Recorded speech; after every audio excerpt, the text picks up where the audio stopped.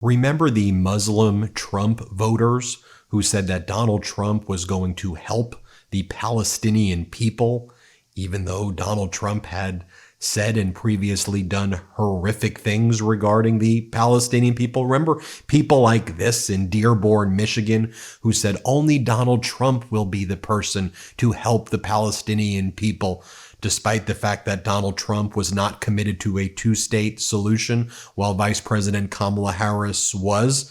Remember all of the F. Joe Biden protests when President Biden for over a year was trying to get a ceasefire deal done, but Benjamin Netanyahu from Israel refused to do it because he wanted to help Donald Trump, and it was a winning issue for Donald Trump.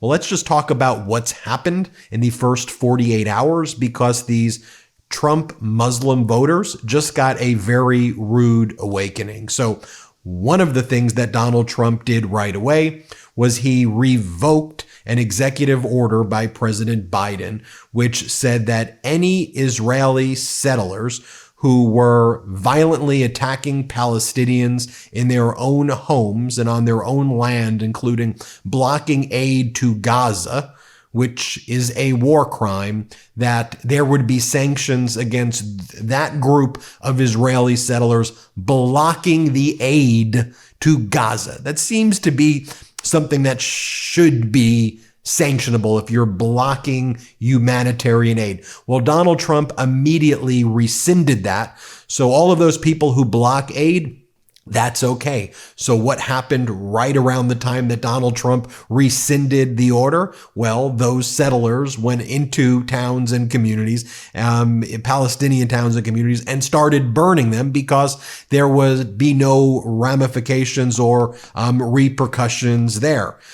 Also, in the past 24 hours, Donald Trump was asked during the signing of various executive orders what his view of was Gaza. He was first asked, do you think the ceasefire, by the way, that President Biden negotiated, do you think that's going to stick? Do you think it's going to stay?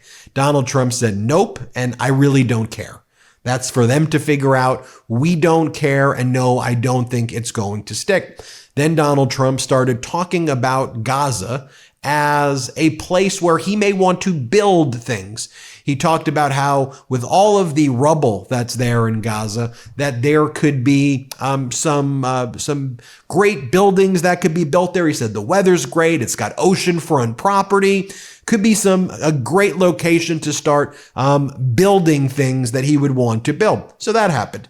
Also, in the past 24 to 48 hours, an Israeli military operation in a built-up refugee camp in the occupied West Bank area killed at least 7 people on Tuesday, according to Palestinian health officials, as the Israel Defense Forces announced a new large-scale offensive in the area. Now, President Biden wanted there to be a ceasefire, and ultimately it was Biden's goal and objective to have a two-state solution. So already, I'm not even sure why we're even pretending that a ceasefire exists when there are active military operations that are taking place. And by the way, I mean, this is how it's being reported. New Israeli large-scale offensive in West Bank underway as Donald Trump drops the sanctions on settlers. I want to go over that in a moment, but again, the Trump Muslim voters, you thought that he was going to be helpful to you? I mean, think about one of Donald Trump's first actions right away was to bring in Mike Huckabee as the ambassador to Israel. And Huckabee doesn't believe in a two-state solution. Huckabee doesn't believe there should be a Palestinian state. He says it doesn't exist. He considers himself a Christian Zionist. And he goes, no, there should be no Palestinian state at all. But what about Donald Trump's pick, Elise Stefanik, to be the ambassador to the United Nations? Well, she had her confirmation hearing today, and she was asked by Democratic Senator Van Hollen, do you share the view of Israel's foreign minister, who's known as being a very far right-wing foreign minister? Do you share the view that Israel has a biblical right to the entire West Bank? A biblical right to the entire West Bank, meaning to wipe out the Palestinian state? I mean, that's the question. If you have a biblical right, She says yes. I'll show you this clip. I don't show Trump clips. I don't show Vance clips, but I think it's important that you just hear the questioning from the Democratic Senator, Van Hollen, and hear Elise Stefanik's response for yourself. Let's play it. Rarely surprised by answers in my office, but I did ask you whether you subscribe to the views of Finance Minister Smotrich. Who? I'm sorry, Smotrich. This is the Israeli Finance Minister Smotrich and the former National Security Minister Ben Gvir, who believe that Israel has a biblical right to the entire West Bank. And in that conversation, you told me that, yes, you shared that view. Is that your view today? Yes. Okay. I think when it comes to this very difficult issue, if the president is going to succeed at bringing peace and stability to the Middle East, we're going to have to look at the UN Security Council resolutions, not just the ones on Lebanon, which we should enforce, but other UN Security Council resolutions. And it's going to be very difficult to achieve that if you continue to hold the view that you just expressed. Okay, now, Mike Huckabee, Donald Trump's ambassador to Israel, here's what he had to say, that Palestine doesn't exist, he says. Here, play this clip. Basically, I mean, there really is no such thing as, and I have to be careful in saying this because people will really get upset, there's really no such thing as a Palestinian.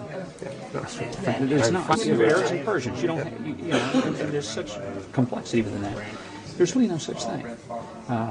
That's been a political tool to try to force land away from Israel.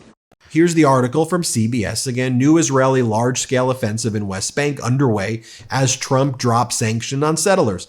An Israeli military operation at a built-up refugee camp in the occupied West Bank killed at least 7 people Tuesday, according to Palestinian health officials, as the Israel Defense Forces announced a new large-scale offensive in the area on the third day of a ceasefire in the smaller Gaza Strip.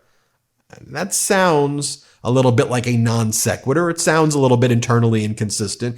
Israel launched a large-scale offensive invasion while a ceasefire was taking place. Then there wouldn't be a ceasefire, CBS.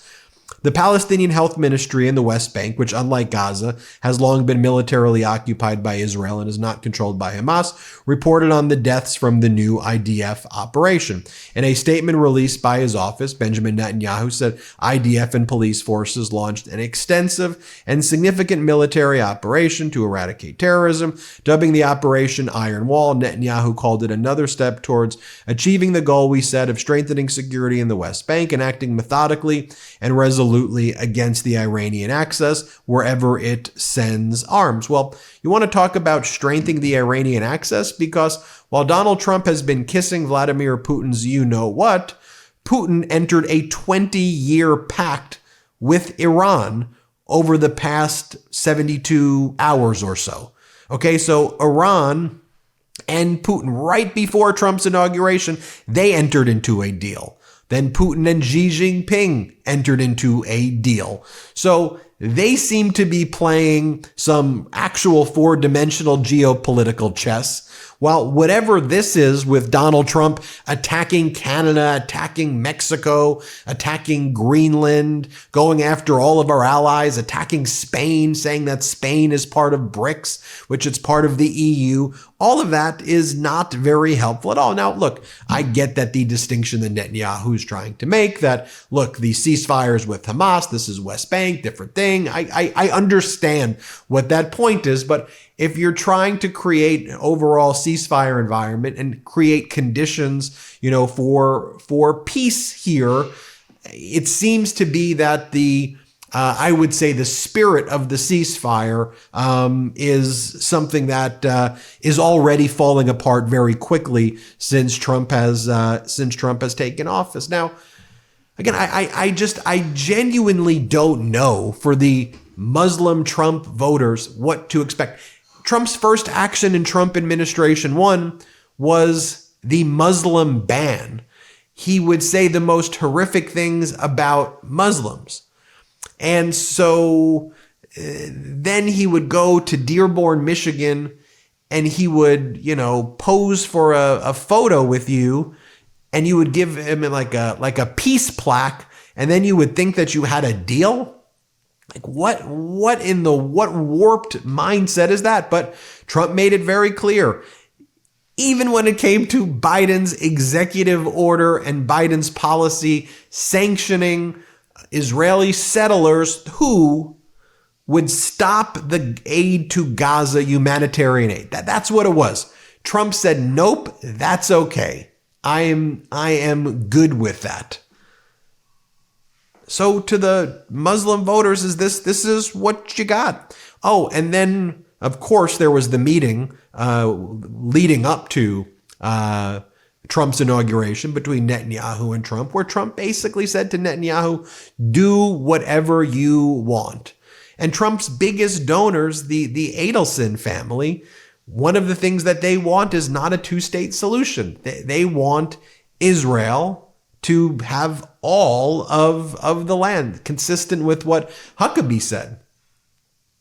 So I'm just trying to, this was not like some shock that this was going to be the case. But anyway, this is what Trump did on day one. And so you can call it leopards eating the face or whatever, but I'm just giving you the facts and the data. I don't know how you spin that as, oh, this is what you were looking for. Okay. Hit subscribe. Let's get to 4 million subscribers. Thanks for watching. Love this video? Make sure you stay up to date on the latest breaking news and all things Midas by signing up to the MeidasTouch newsletter at MeidasTouch.com/newsletter.